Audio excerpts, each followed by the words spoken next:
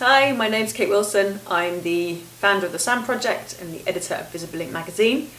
And recently I've made a few changes to the way I do things at the SAM Project and Visible Ink, actually.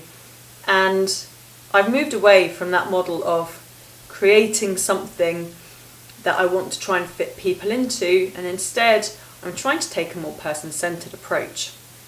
So with the magazine, instead of just freely distributing all these magazines that I have no idea if teenagers want to read them, I've created a model so I can go into schools and work with groups that can create their own magazines. And not only that, it becomes a profitable enterprise, because of course we all need to be earning money these days, especially as purse strings get tighter and tighter. And with the SAM Project, it's a similar thing. So I have been doing coffee, I've got the shop Stars and Dandelions for retail skills, but realistically there aren't many people that come to me from the SEND community that want to work in a shop, a second-hand shop, for the rest of their lives. So understandably, they're coming to me unemployed, unmotivated, not at all ready for work, because there's no resilience, there's no perseverance, there is absolutely no understanding of how to make opportunities for themselves, because all their lives they've just received help and support and waited for kind of people to give them chances. And of course, as we know, when young SEND people leave college, there aren't that many chances. So my view has been, especially recently, don't create the opportunity and try and push them into it. What do our young SEND people actually want to do? What will get them out of bed in the morning? What will get them to work? What will get them excited? And more importantly, what will earn them some money and put them on the pathway to independence? At Stars and Dandelions in the shop, I've had more and more trainees coming to me. So I have about 8 now, and it's a very small shop. And none of those people really want to be doing retail. So what we've done is we've created personalised programmes for each of them. So Libby wants to be a graphic designer. I've been really impressed with her skills. I'd like Libby to come and work with me in Visible Ink. So I'm currently trying to create a way I can offer Libby a paid role within the new format of Visible Ink. Jared absolutely loves cleaning. He's quite fanatical about it. So we're going to look into ways that we can move him towards an industrial cleaning job. Stevie's tricky. He doesn't quite know which direction he wants to go, but he knows he wants to explore his artistic skills a little bit more. So we've been looking at that and how to make that more commercially viable for him. Danny's my new trainee. We don't know what direction Danny's going to go in, but he wants to help people. And at the minute he's thinking about the police force and the army, but understands that there may be limitations that stop him doing that.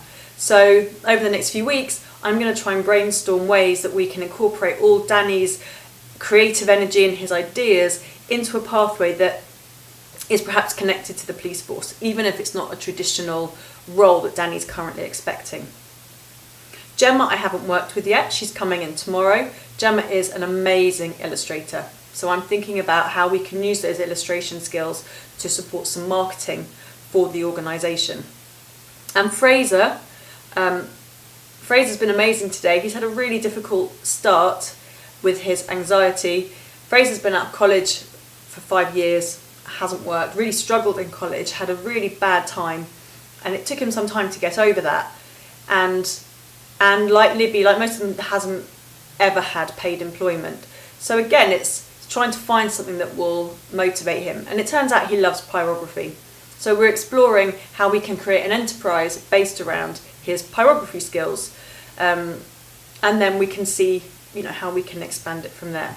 So everything I do with these young people is based on what they want to be doing and how we can realistically make a mainstream pathway accessible to them, and how we can create an enterprise that offers the opportunity for promotion and even earning.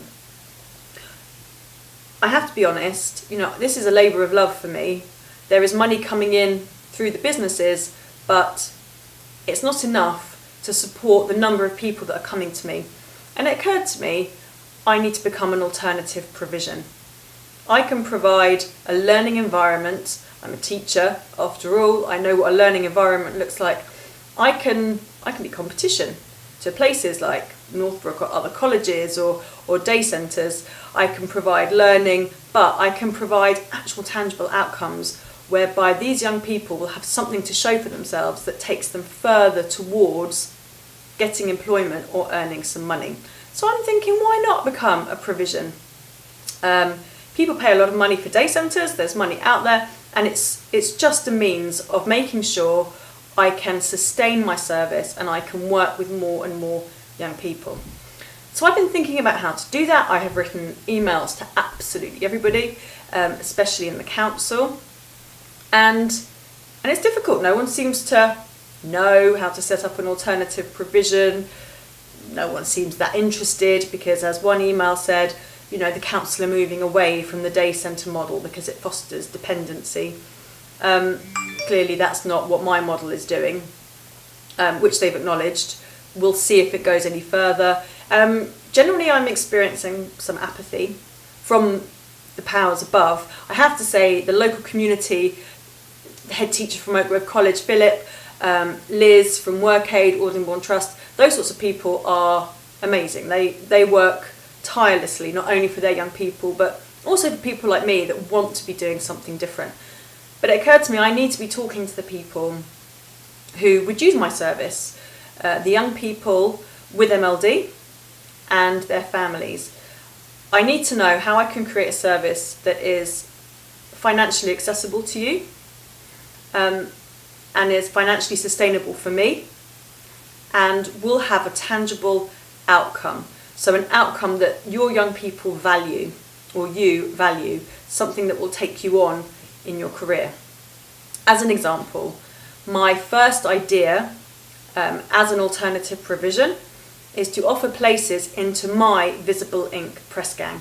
So I work with a group of young people for 6 weeks, and we work together to create your own magazine, which you can then take ownership of and sell and earn money from. So that's one idea. Would people subscribe to a 6-week course where young people are coming? I don't know. You tell me.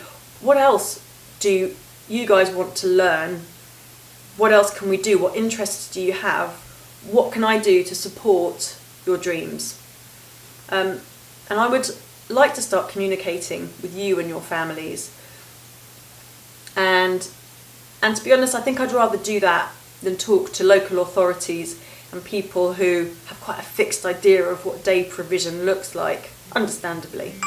So this is my call for help, really, to help me create something that is useful, that will have long-term impact, that is person-centred and not using a model that's dated and undermining and demotivating.